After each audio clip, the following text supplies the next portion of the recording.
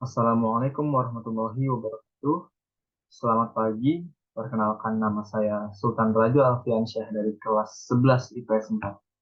Hari ini saya ingin menjelaskan tentang Perang Dunia I.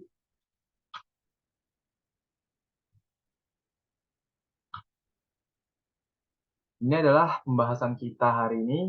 Yang pertama ada pemicu perangnya. Yang kedua adalah bagaimana jalannya perang. Yang ketiga adalah bagaimana berakhirnya perang. Dan yang keempat adalah dampak perangnya. Pemicu perang. Pemicu Perang Dunia I itu karena terbunuhnya Pangeran Franz Ferdinand pada 28 Juni 1914. Jadi ceritanya, Pangeran Franz Ferdinand dan istrinya ini ingin mengunjungi sebuah rumah sakit di Sarajevo. Sarajevo ini adalah ibu kota Bosnia-Herzegovina pada saat itu.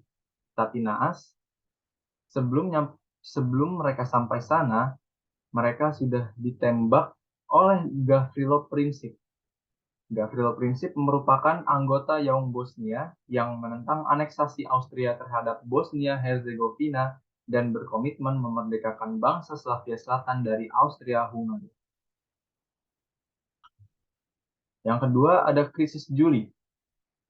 Pada tanggal 23 Juli 1914, Austria-Hungaria atas desakan Wilhelm II mengeluarkan ultimatum kepada Menteri Luar Negeri Serbia agar dalam kurun waktu 48 jam memenuhi 10 permintaan yang diajukan. Austria-Hungaria sengaja mengeluarkan ultimatum ini karena Austria-Hungaria ingin mendapatkan suatu alasan agar Austria-Hungaria bisa secara sah menyerang negara Serbia. Lalu Serbia hanya menyetujui 8 dari 10 permintaan itu. Karena semua permintaannya tidak dipenuhi, maka pada 28 Juli 1914, Austria-Hungaria menyatakan perang terhadap Serbia. Dan keesokan harinya, mereka mulai menembaki Belgrade atau Beograd, Serbia. Lanjut, yang ketiga, munculnya rencana Schlieffen dan invasi atas Belgia. Jadi pada hari kedua, pasukan Jerman akan mencapai perbatasan-perbatasan Prancis, yang dimana bisa kita lihat di sini adalah Jerman, dan di sini adalah perbatasan-perbatasan Prancis nih, yang dimana pada hari kedua pasukan Jerman akan sampai sini. Lalu pada hari ke-31, Jerman akan sampai di Sungai Somme dan Sungai Meuse. Kita bisa lihat di sini adalah Sungai Somme dan Sungai Meuse yang ada di Prancis. Sayap kanan mereka akan mengepung Prancis sehingga menggiring tentara Prancis ke arah sayap kiri. Ini adalah sayap kiri di sini adalah sayap kanan.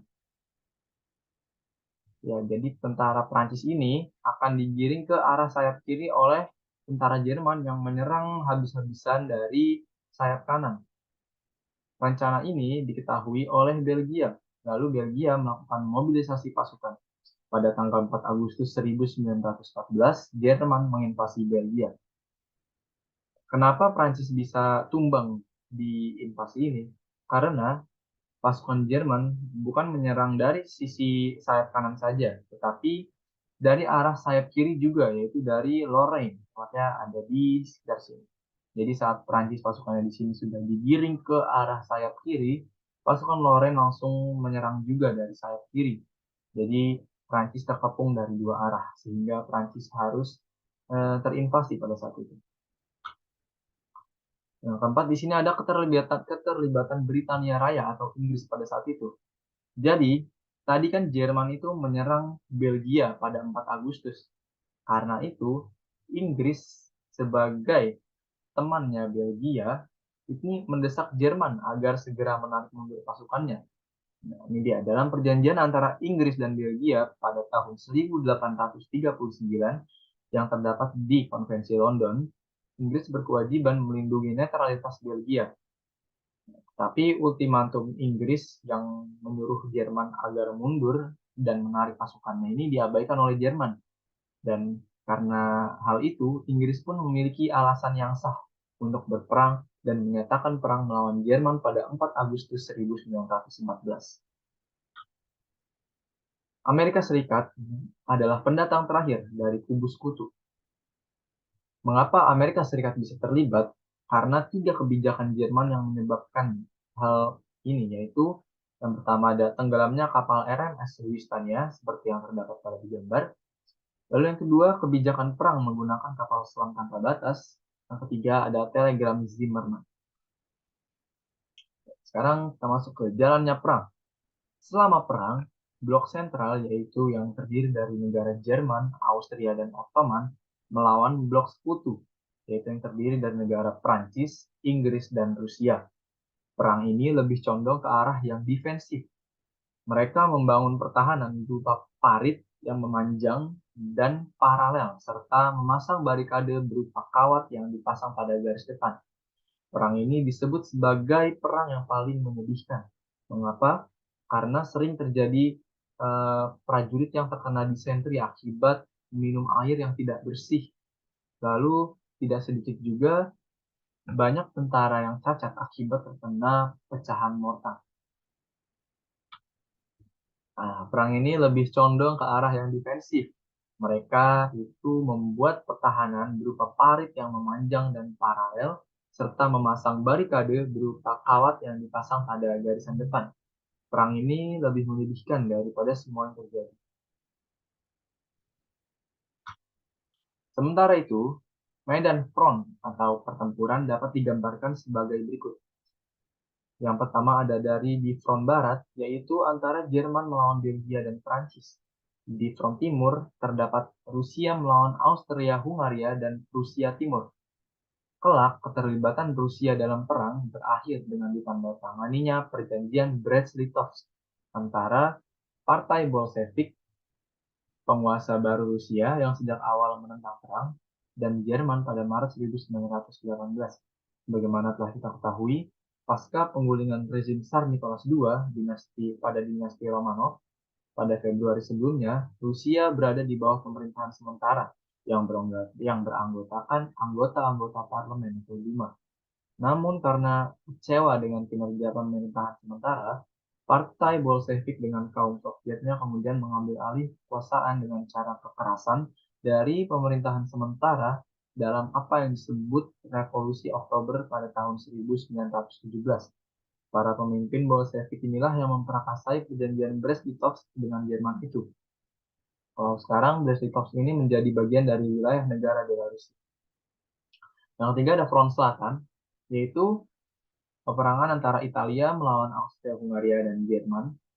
Yang keempat ada front Balkan dan Timur Tengah, yaitu perlawanan antara negara Austria-Hungaria, Inggris, Turki, Yunani, Bulgaria, Suriah, dan Mesir.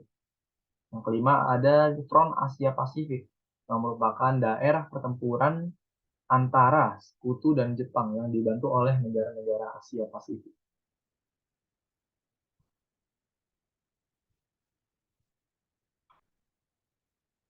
Kita lanjut ke berakhirnya perang. Perang Dunia I secara resmi berakhir pada 11 November 1918 sebagai syarat perjanjian damai serta dalam rangka menciptakan stabilitas di Eropa. Wilson mengajukan 14 poin yang harus diterima oleh Jerman. 14 poin tersebut diantaranya yang pertama, diplomasi yang terbuka. Tidak boleh ada perjanjian rahasia antar kekuatan. Yang kedua, kebebasan navigasi. Laut harus bebas, baik pada masa damai ataupun pada masa perang. Perdagangan bebas, hambatan-hambatan perdagangan antar negara seperti bea masuk harus dihapus.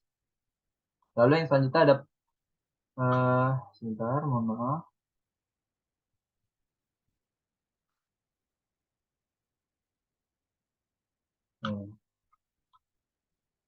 Selanjutnya ada perlucutan senjata multilateral. Semua negara harus mengurangi kekuatan angkatan bersenjatanya ke level yang serendah mungkin. Yang kelima ada koloni. Penduduk di koloni-koloni Eropa harus diberi kesempatan untuk bersuara mengenai masa depan mereka. Yang keenam, Rusia harus diizinkan untuk menjalankan pemerintahan apapun yang diinginkannya dan pemerintah itu harus diterima, didukung, dan disambut. Yang ketujuh, Belgia harus dikosongkan dan dikembalikan ke situasi sebelum perang. Yang kedelapan, Prancis harus memiliki Alsace-Lorraine dan setiap tanah yang diambil dari Prancis selama perang harus dikembalikan. Yang kesembilan, Perbatasan Italia harus disesuaikan kembali menurut identitas nasional atau kebangsaan.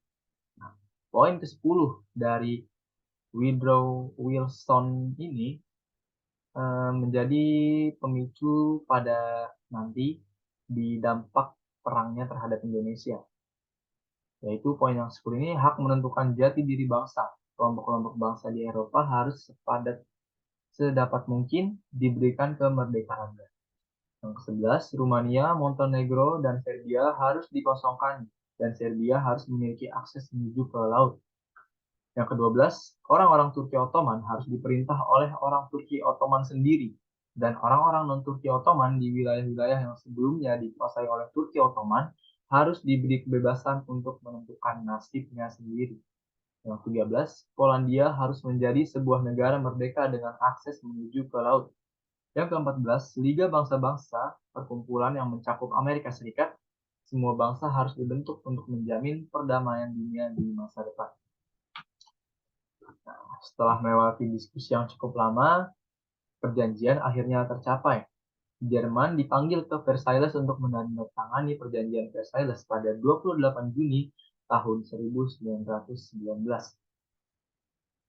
Tetapi perjanjian itu tidak sesuai dengan 14 butir poin Wilson.